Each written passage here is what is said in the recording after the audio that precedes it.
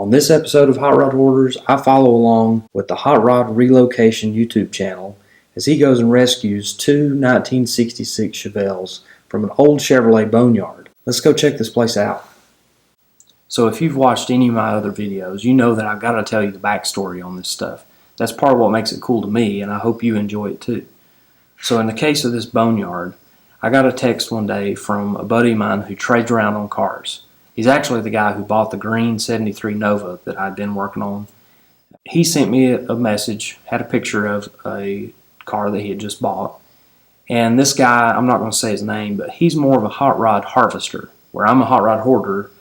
What he does is he goes and picks out cars and then brings them to market. So he buys and sells and trades, and he's had hundreds of cars over the last few years. And that's part of the enjoyment for him. He loves switching and trading and, just changing the scenery in his garage constantly.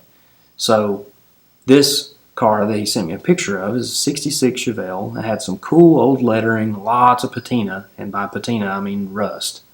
But really neat old car, and you could tell that it had been kind of a vintage advertising piece. I asked him if I could come take a little closer look at it. I wanted to take some video of it and share it with you guys. So as I'm there, he's telling me where this thing came from, because that always gets me going. That's what I want to know. What's the story on this car? So he said it came out of the woods.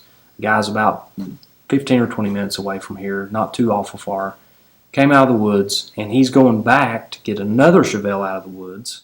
And then he has my buddy Kyle. He has him running up and down the road just about every day, hauling cars for him. And so much so that Kyle actually created a YouTube channel called Hot Rod Relocation. And it's just kind of following along on all of his adventures, hauling my stuff, hauling this guy's stuff, hauling all of these old cars. You won't see any like new cars on his channel. So I encourage you to go subscribe, watch a few videos. There's not a whole lot of background on these cars or anything like that, but it gives you a good quick view of some of these things that he hauls around for all of us car guys in this area. So we load up in the rollback and we head over to this Boneyard. It's a place I've never been before. I've heard about it, but I've never been there. And as far as you can see back into the woods was just car after car after car after car. And I didn't really even keep count of exactly how many are in there, probably 40 cars or so. This place is not open to the public. It's not an active junkyard. It's a private collection. And, it's one of those things that I didn't disclose the guy's name or where he's located or anything like that. But he did say it was okay for me to show off his collection that he's acquired over the years. And just figured you guys would enjoy this. So just kind of passing this along. Check out some of these old Chevys. I mean, there's some really good stuff in here. And just kind of follow along as we walk through the woods and discover some of these things. Two-door hardtops, four-doors, all sorts of different types of body styles and models. And pretty much the one thing you can count on is just about everything in here, with the exception of one Pontiac, is all Chevrolet stuff. So let's walk around and see what we can find. Wrecked cars, rusty cars, demolished cars, most of this stuff is not usable. It's not stuff that you'd want to restore. There are lots of good parts, and I believe that's kind of the purpose of this, is he kept these cars for many years because the guy restored cars. So instead of, buying a cheap repop part, he could go back there and get the real thing off of one of these parts cars. So, that's really the purpose of it. I don't think he's just hoarding this stuff away and planning on restoring it someday. These were just parts cars. He's got 64.5 Chevelles and El Caminos. He's got 66, 67 Chevelles. He's got just a couple 68.9 cars and just a couple 70, 71, 72 cars. But you can tell this guy gravitates to that 66, 67 body style on Chevelles. And same with the guy that bought these two junkers from him. He gravitates to that same body style too. So I'm walking around through there, and then in the very back corner of the woods is a pretty complete SS396 Chevelle. I mean, there's not a whole lot of stuff missing here. I did look down under the two scoops. The Super Sport hood had those two scoops. I looked in there, no engine. But the rest of this car is pretty complete. I noticed it had a Chevelle Club decal on it. So this thing was done at some point and being driven to shows, I assume, because it's all painted one color. You know, the car kind of has that look, that sort of 80s look. So that was kind of neat to see a really complete super sport car, obviously a big block car at some point in its life.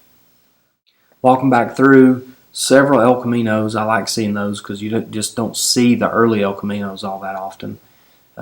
Several C10 trucks. A lot of these were rusty or wrecked or, you know, somehow handicapped. They're not something you could just put together and get back on the road.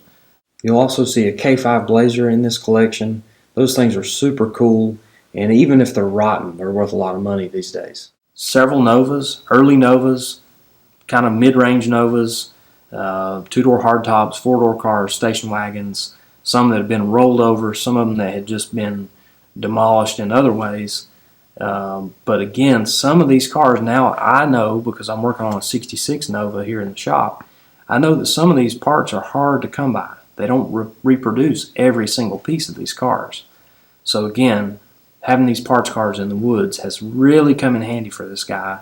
And it may come in handy for me somewhere down the road. You know, if I run into a snag on this 66, I may be giving this guy a call to go back to the Boneyard and pick out some parts. Another car that really got my attention is a 1964 Chevelle four-door. Again, they don't make a lot of parts for four-door sedans like this.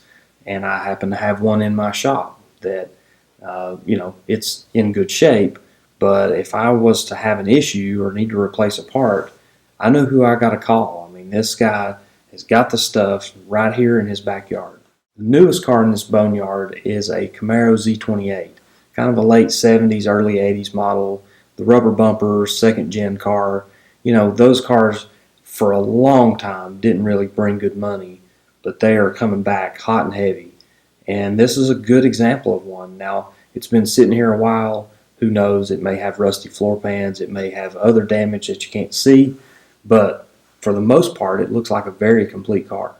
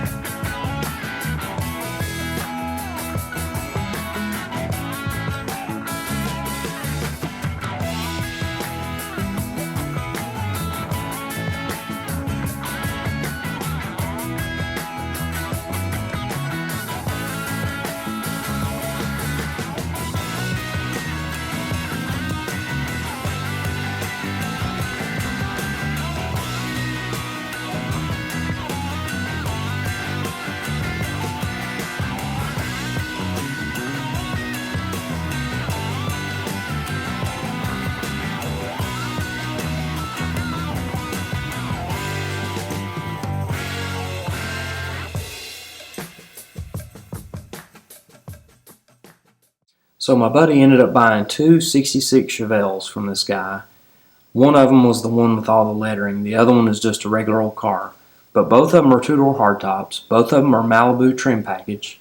Both of them are basically complete as far as the body goes. But neither of them have engines. they're very much stripped out as far as the interior. There's not much there. There's also not a lot of metal inside either. They're pretty rusty. But that car that got my attention, the one with the lettering on it, I wanted to figure out where this thing came from. And what was really helpful with that was that the guy had the title for it.